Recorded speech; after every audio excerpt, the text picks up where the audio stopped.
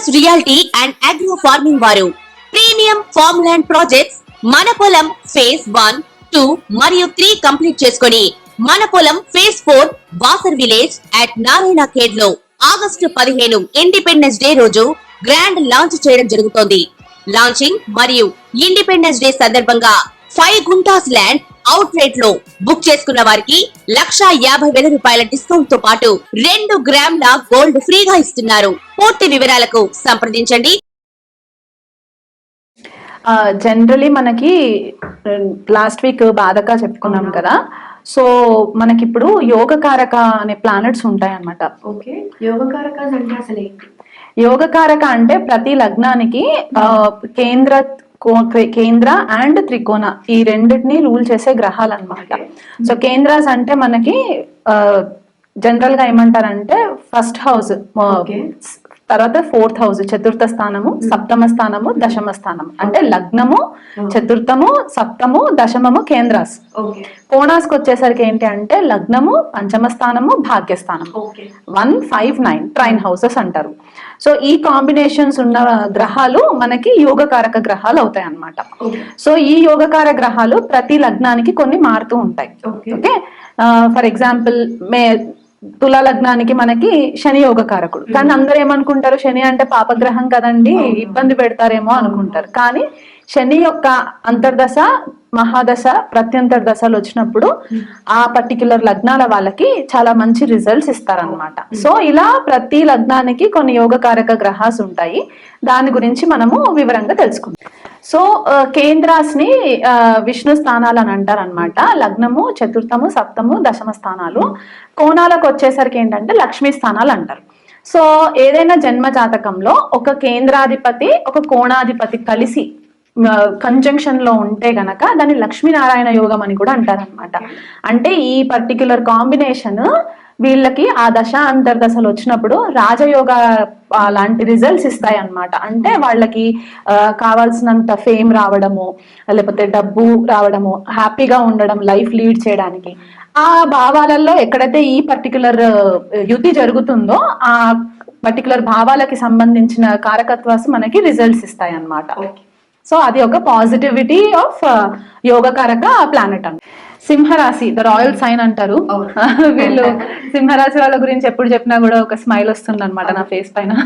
So సింహరాశి వాళ్ళకి ఏంటి అంటే యోగకారక గ్రహాలు కానీ శుభగ్రహాలు ఏంటి అంటే కర్కాటక రాశి వాళ్ళకి ఎట్లాగైతే చెప్పుకున్నామో సింహరాశి వాళ్ళకి కూడా ద మోస్ట్ ఇంపార్టెంట్ గ్రహ వచ్చేసి కుజుడు అవుతారు అనమాట. సేమ్ మళ్ళీ ఇక్కడ కూడా ఒక కేంద్రం, ఒక కోణం రూల్ చేస్తారు. చతుర్థం అంటే భాగ్యం, అంటే భాగ్యాధిపతి. అంటే మనం బాధక గురించి చెప్పుకున్నప్పుడు కూడా కుజుడు బాధక అని చెప్పుకున్నాం కదా. సో సింహరాశి వాళ్ళకి ఏంటంటే బాధక తనే, యోగకారక కూడా తనే అన్నమాట. సో ఈ కుజ మహర్దశ వచ్చినప్పుడు సింహరాశి వాళ్ళకి ఏమవుతుందంటే బేసికల్ గా 7 సంవత్సరాల టైం భాగ్యాన్ని వృద్ధి చేస్తుంది, చతుర్థాన్ని కూడా వృద్ధి చేస్తుంది. ఎందుకంటే చతుర్థాధిపతి కోణం కేంద్రాన్ని రూల్ చేస్తారు కాబట్టి ల్యాండ్ రిలేటెడ్ ఇన్వెస్ట్మెంట్స్, తనకంటూ సొసైటీలో మంచి పేరు ప్రతిష్టలు రావడము, భాగ్యవృద్ధి అంటే హయ్యర్ లెర్నింగ్ కి కూడా మనం చూసుకుంటాం కాబట్టి ఏదైనా కొత్త విద్య ఏదైనా నేర్చుకున్నా కూడా ఆ విద్యలో రాణించడానికి మంచి సపోర్ట్ దొరకడము మదర్ నుంచి. ఎందుకంటే చతుర్థ స్థానము తల్లి స్థానంగా చెప్పుకుంటాం కాబట్టి ఇక్కడ mother becomes a very important person అనమాట. తల్లి చాలా ఇంపార్టెంట్ పాత్ర వహిస్తారు సింహరాశి వాళ్ళ లైఫ్ లో. ప్రొవైడెడ్ చంద్రుడు కూడా మంచి పొజిషన్ లో ఉండాలి, చతుర్థాధిపతి కుజుడు కూడా మళ్ళీ మంచి పొజిషన్ లో ఉండాలి, ఎంత యోగకారకుడు అయినా సరే. తల్లి నుంచి సపోర్ట్ రావడానికి ఇవి మెయిన్ రీజన్స్ అయిపోతాయి అనమాట. గుప్త విద్యలు ఏదైనా నేర్చుకోవాలనుకున్నా కూడా నేర్చుకుంటారు కుజమహర్ దశ వచ్చినప్పుడు.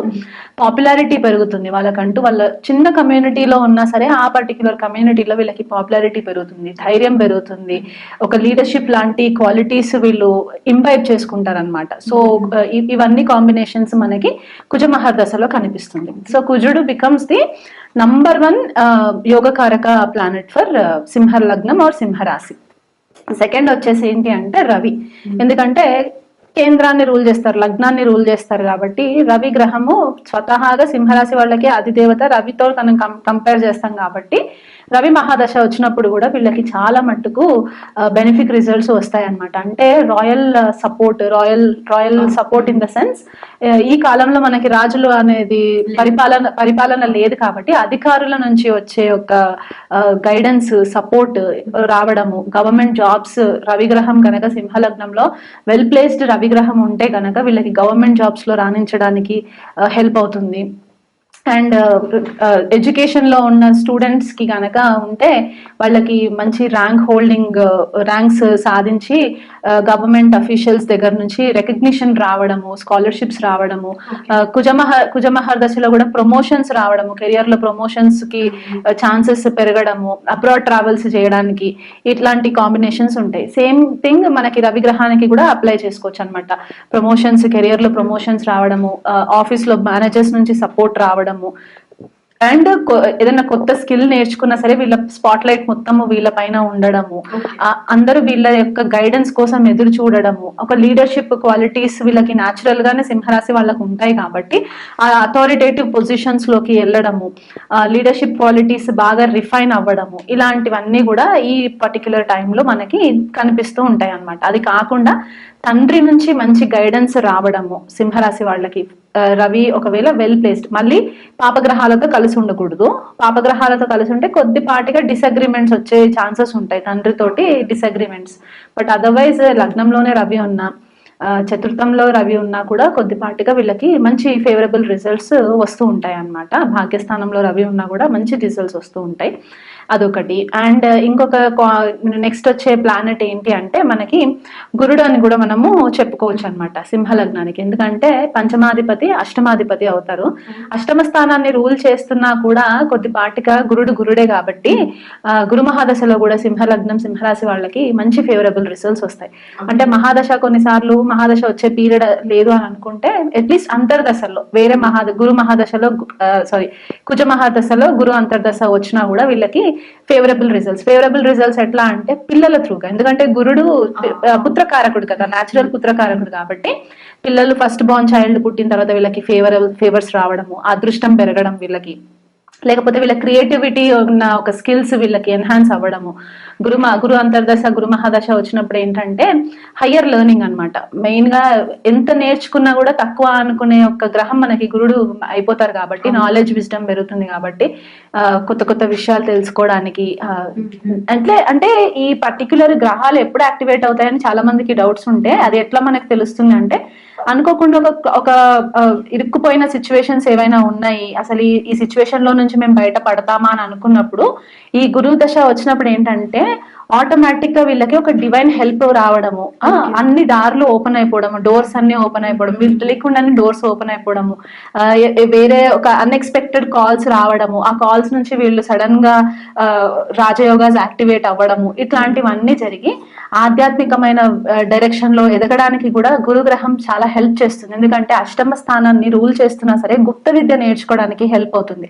గుప్త విద్యస్ అంటే డార్క్ అకల్ట్, డీప్ అకల్ట్, మనకి జ్యోతిషం కూడా గుప్త విద్య కిందకే వస్తుంది కాబట్టి ఇట్లాంటి పాసిబిలిటీస్ లో రీసెర్చ్ ఓరియంటెడ్, అంటే ఆస్ట్రాలజీ ఫీల్డ్ లో లేకుండా ఏ సైకాలజీనో, సోషియాలజీనో, ఫిలాసఫీ ఇట్లాంటి ఫీల్డ్స్ లో, మెడిసిన్ ఫర్ ఎగ్జాంపుల్, ఇవన్నీ research oriented subjects. And up to date market కి ట్రెండ్స్ ని బేస్ చేసుకొని అప్ టు డేట్ ఉండవలసిన ఫీల్డ్స్ ఇవి కాబట్టి రీసెర్చ్ మైండ్ సెట్ ఒకటి ఎక్కువ ఉంటుంది. కాబట్టి ఈ ప్లానెట్స్, ఈ గ్రహాలు ఏం చేస్తాయంటే వాళ్ళ యొక్క దశాంతర దశలు వచ్చినప్పుడు మనకి డోర్స్ ఓపెన్ చేస్తారు, సో దట్ ఈ నాలెడ్జ్ అంతా ఇంబైబ్ చేసుకొని దాన్ని మనము రాణించుకోవడానికి. అదొకటి. అంటే కొంతమంది ఇట్లా అనుకోవచ్చు, అంటే మాకు పెద్దగా చదువు లేదండి, మాకు ఎట్లా వర్కౌట్ అవుతుంది అంటే, ఇప్పుడు ఫర్ ఎగ్జాంపుల్ కుజమహర్ దశ ఉందనుకుందాం. కుజమహర్ దశలో వచ్చినప్పుడు ఏం అవుతుందంటే అన్ఎడ్యుకేటెడ్ బ్యాక్గ్రౌండ్ లో ఉన్న వాళ్ళకి ఏంటంటే వాళ్ళ యొక్క బిజినెస్ కి సంబంధించిన డోర్స్ ఓపెన్ అవ్వడము, ఇలాంటి ఛాన్సెస్ పెరిగే ఛాన్సెస్ ఉంటాయి. ఏదైనా ల్యాండ్ ఉంటది, ఆ ల్యాండ్ కి సడన్ గా వాళ్ళకి మంచి రెట్టింపు వచ్చే ఛాన్సెస్, ప్రాబబ్లీ వాళ్ళకు ఉండే ఒక కాలనీలో సడన్ గా ప్రైసెస్ పెరిగిపోవడము, దాంతో వీళ్ళకి కలిసి రావడం, అదృష్టం కలిసి రావడం అనమాట. సో బేసికలీ యోగకారక గ్రహాస్ కానీ శుభగ్రహాలు ప్రతి లగ్నానికి చేసే ఒక పాజిటివ్ రిజల్ట్ ఏంటి అంటే మెల్లిమెల్లిగా ఆ నెగిటివిటీని తీసేసి పాజిటివ్ రిజల్ట్స్ ఇవ్వడానికి తోడ్పడే గ్రహాలు అన్నమాట. సో ఈ గ్రహాలు కుజుడు కానీ, రవి కానీ, గురుడు కానీ, ఈ 3 గ్రహాలు కూడా ఫైరీ ప్లానెట్స్ కాబట్టి ఒకవేళ పాపగ్రహాలతో కలిసి ఉంటే గనక కొద్దిపాటిగా రిజల్ట్స్ ఆల్టర్ అవుతాయి కాబట్టి దానికి తగిన రెమెడీస్ మనం చేసుకుంటే సరిపోతుంది. కర్కాటక లగ్నము, మేష లగ్నము, వృశ్చిక లగ్నము, సింహ లగ్నం వీళ్ళు మెయిన్ గా పట్టుకోవాల్సిన దేవత ఎవరు అంటే సుబ్రహ్మణ్యేశ్వర స్వామి. నేను ఇది చాలా సార్లు నేను చెప్తూ ఉంటాను. ఎందుకు అంటే ఫారెన్ ట్రావెల్స్ కి వెళ్ళాలనుకున్నా, అంటే అబ్రాడ్ దూరదేశాలు వెళ్ళాలన్నా, కెరియర్ లో మంచి గుర్తింపు రావాలన్నా, ఆ ప్రమోషన్స్ రావాలన్నా, అధికారుల నుంచి ఇబ్బందులు రాకుండా ఉండాలన్నా, లేకపోతే మ్యారిటల్ లైఫ్ లో ప్రాబ్లమ్స్ రాకుండా ఉండాలన్నా, పిల్లలకి సంబంధించి కూడా ఇవన్నీ కామన్ ప్రాబ్లమ్స్ కదా. సో ఈ స్పెసిఫిక్ లగ్నాల వాళ్ళకి ఏంటంటే సుబ్రహ్మణ్యేశ్వర స్వామిని ఆరాధించడం వల్ల కొద్దిపాటిగా నెగిటివ్ రిజల్ట్స్ మినిమైజ్ అవుతాయి. సో అది ఎవ్రీ ట్యూస్డే మీరు జనరల్ గా చేసుకుంటూ ఉంటే, నా లగ్నం ఇది కాదు అని అనుకున్నా సరే మీరు చేసుకుంటే మీకు ఫేవరబుల్ రిజల్ట్స్ ఉంటాయి. అదే రవికి సింహరాశి వాళ్ళకి ఉదయం ప్రతిరోజు కనిపించే దేవత అయితే రవి కాబట్టి రవికి అర్ఘం ఇవ్వడము, తండ్రికి రెస్పెక్ట్ ఇవ్వడము, గవర్నమెంట్ అథారిటీస్ ని దూషించకుండా ఉండడము. కొంతమంది ఏంటంటే ఆన్లైన్ లో కూర్చొని ప్రతి ఒక్క రాజకీయ నాయకుల్ని కూడా దూషిస్తూ ఉంటారు, బయస్డ్ అయిపోతూ ఉంటారు. అలా చేయకుండా మీరు ఏ పాలిటీషియన్ ని కూడా దూషించకుండా జస్ట్ న్యూట్రల్ గా ఉంటే కూడా మీ రవి పాడవకుండా ఉంటుంది. అదొక్కటి మీరు కొద్దిగా కేర్ఫుల్ గా ఉండాలి. అండ్ మీ అధికారులు అంటే మీ కెరియర్స్ లో మీ మేనేజర్స్ అవ్వచ్చు, వాళ్ళ గురించి నెగిటివ్ టాక్స్ చేయకుండా ఉండడం. అంటే తెలియకుండా మనము ఒక గ్రహం యొక్క పాజిటివ్ ఎఫెక్ట్స్ ని మనం తెలియకుండా మనం చేసే చిన్న చిన్న తప్పుడు పనుల వల్ల ఎనర్జీస్ అన్ని డిప్లీట్ అవుతూ ఉంటాయి అన్నమాట. మనం ఆ స్ట్రెంగ్త్ ఇవ్వకూడదు. సో ఇవన్నీ మన డే టు డే హ్యాబిట్స్ లో మనం రొటీన్ గా మనం పెట్టుకుంటే బాగుంటుంది. And most important ethics. చాలా సింహరాశి వాళ్ళకి ఎథికలీ చాలా స్ట్రాంగ్ ఉంటారు వీళ్ళు, మారలీ ఎథికలీ స్ట్రాంగ్ ఉంటారు. ఎందుకంటే ఈ 3 గ్రహాలు కూడా కొద్దిపాటిగా మనకి ఎథిక్స్ మారల్స్ చూపిస్తారు. అండ్ గురు మెయిన్ ఎథిక్స్ చూపిస్తారు కాబట్టి గురువుల దగ్గర బ్లెస్సింగ్స్ కోసము గురువులని ఆశ్రయించడము, ఒక గురువు ఫిగర్ ని మీరు మీ లైఫ్ లో మీరు ఎవరైతే నమ్మకమైన వ్యక్తిని, ఫ్యామిలీ ప్రీస్ట్ అవ్వచ్చు, ఎవరైనా ఉంటే గనక వాళ్ళ మాటని తూచా తప్పకుండా ఫాలో అయ్యి వాళ్ళకంటూ ఒక రెస్పెక్ట్ ఇస్తూ వెళ్తే మీకు ఈ గ్రహాలు చాలా బెటర్ గా మీకు రిజల్ట్స్ ఇచ్చి రాజయోగ కారకాలు అవుతాయి అన్నమాట. ఈ గ్రహాలు అన్ని కూడా.